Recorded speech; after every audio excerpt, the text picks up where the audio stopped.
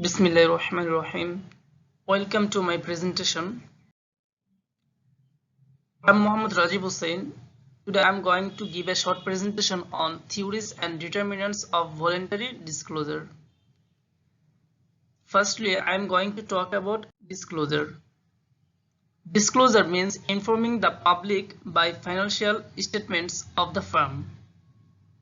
Disclosure is also defined as the communication of economic information, whether financial or non-financial, quantitative or other.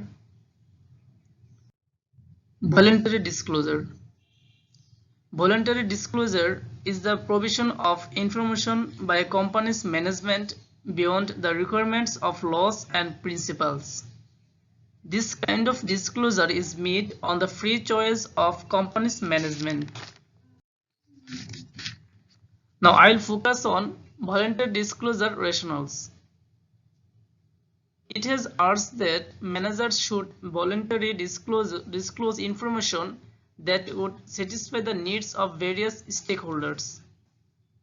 Voluntary disclosure is aimed at providing a clear view to stakeholders about the business long-term sustainability and reducing information asymmetry and agency conflicts between managers and investors. Now, theories explaining voluntary disclosure practice. Several theories explain voluntary disclosure practice, including agency theory, signaling theory, capital need theory, and legitimacy theory. Agency theory involves delegating some decision-making authority to the agent. Signaling theory has been used to explain voluntary disclosure in corporate reporting. Capital need theory. Companies aim to attract external finance to increase their capital, either by debt or equity. The capital need theory suggests that voluntary disclosure helps in achieving a company's need to raise capital at a low cost. Legitimacy theory.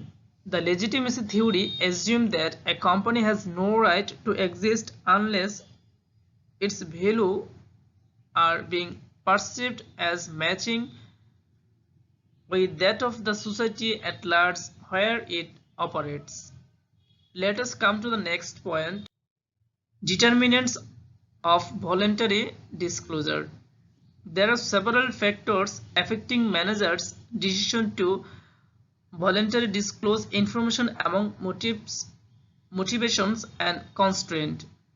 Motivation to the voluntary disclosure includes capital market transaction, information asymmetry, corporate control contents, stock compensation, increased analyst coverage, management talent signaling, and limitation of mandatory disclosure.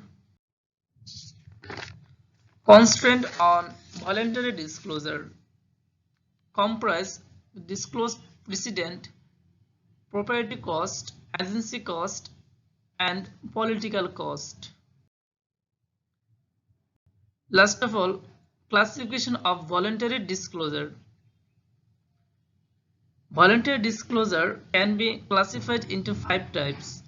These are the corporate and strategic information, financial and capital market data information, directors and senior management information, forward-looking information, corporate and social responsibility.